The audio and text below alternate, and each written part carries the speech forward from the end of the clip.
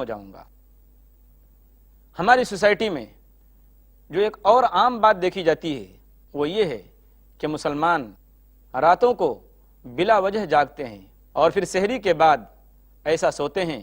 کہ ان کی فجر کی نماز چھوٹ جاتی ہے، اور بلکہ دن کا زیادہ حصہ وہ سونے میں گزار دیتے ہیں۔ یاد رکھیے، اس سے ان کے کام کا نقصان ہوگا، نمازیں قضا ہوں گی۔ ایسے لوگ قرآن پاک کی تلاوت سے محروم رہیں گے، ذکر و اذکار سے محروم رہیں گے، اور اس کے علاوہ خیر اور بھلائی کے بہت سارے کاموں سے محروم ہوں گے۔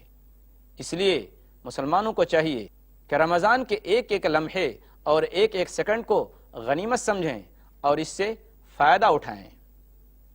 ایسا کرنا مناسب نہیں کہ بلا وجہ ہم رات کو جاگ کر اپنے وقت کو برباد کریں۔ اس لیے بہتر یہ ہے کہ آدمی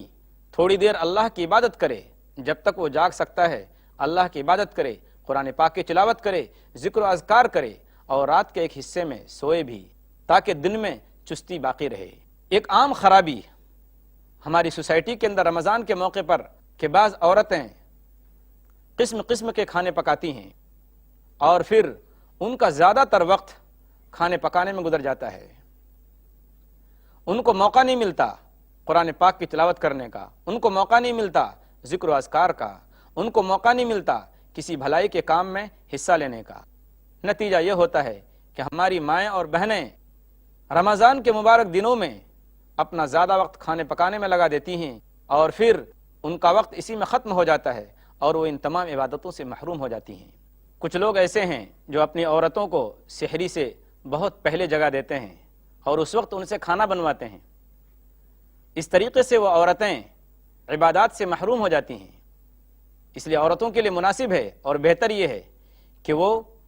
وقت نکال کر افطاری سے آدھا گھنٹہ پہلے اپنے تمام جھمیلوں سے اپنے آپ کو فارغ کر لیں اور پھر افطاری سے پہلے دعا میں لگ جائیں، کیونکہ افطار کے وقت اللہ تبارک و تعالیٰ دعا قبول کرتے ہیں، اور اس طرح سے ہماری مائیں اور بہنیں بھی زیادہ سے زیادہ رمضان کے دنوں میں ثواب سمیٹ سکیں اور اپنے نامہ اعمال میں جمع کر سکیں۔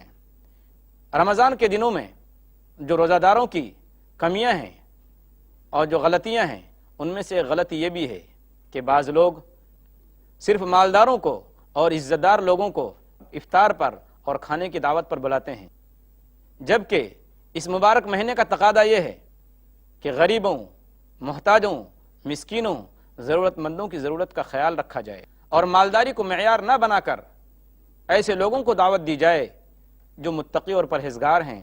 جیسا کہ حدیث میں ہے کہ لا یأکل طعامک الا تقی، کہ تمہارا کھانا صرف پرہیزگاروں کو کھانا چاہیے، متقی لوگوں کو کھانا چاہیے۔ رمضان کی غلطیوں میں جو ایک غلطی ہے، حالانکہ اس کا دو رخ ہے،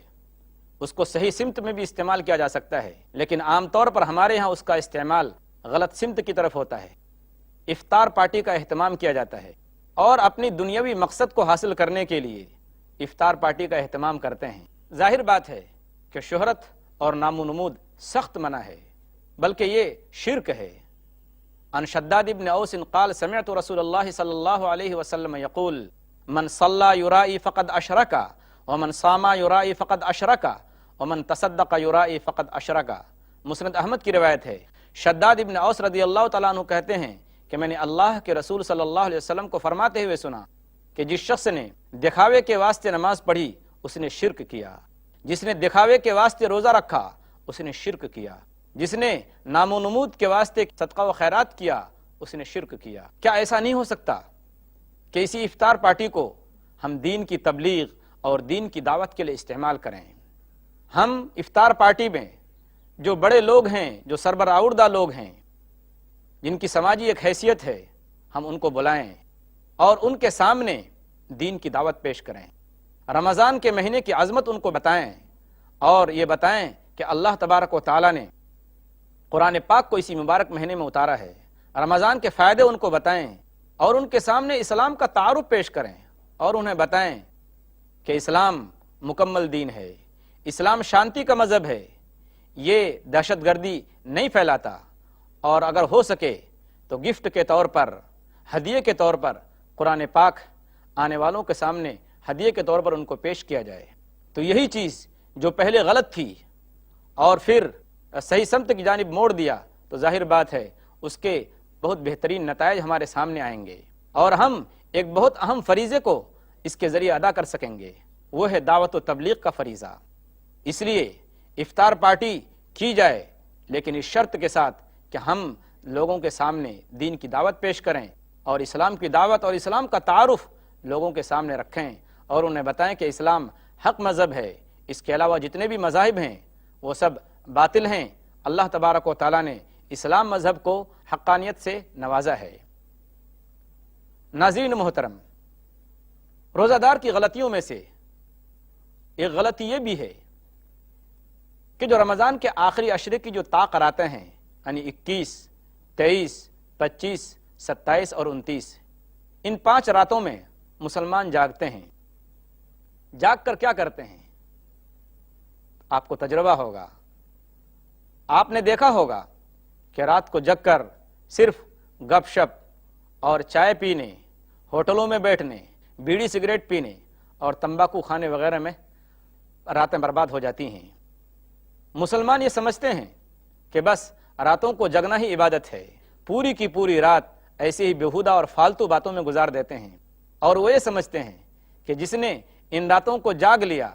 تو گویا اس کو شب قدر کی فضیلت حاصل ہو گئی۔ حالانکہ یاد رکھنا چاہیے ایسے لوگوں کے بارے میں اللہ کے رسول صلی اللہ علیہ وسلم کی کیا ہدایت ہے۔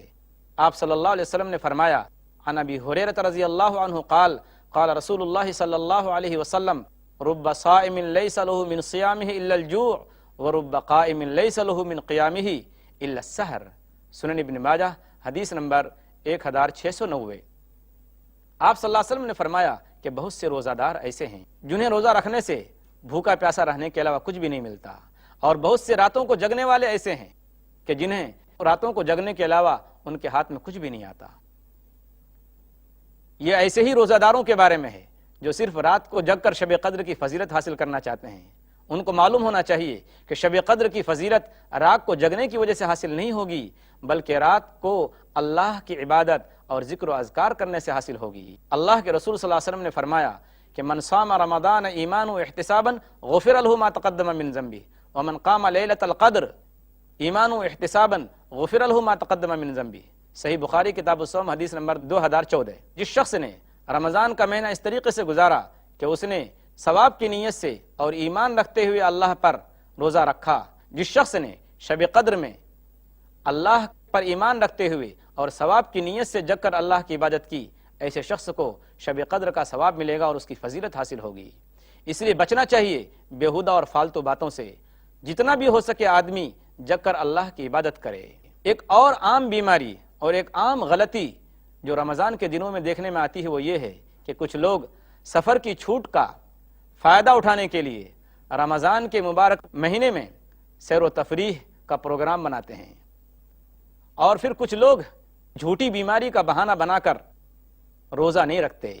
کوئی عذر ایسا نہیں ہوتا جس کی وجہ سے ان کو کوئی تکلیف ہو، اس کے باوجود وہ روزے کی بعد میں قضا بھی نہیں کرتے۔ یہ لوگ دنیا والوں سے تو بچ سکتے ہیں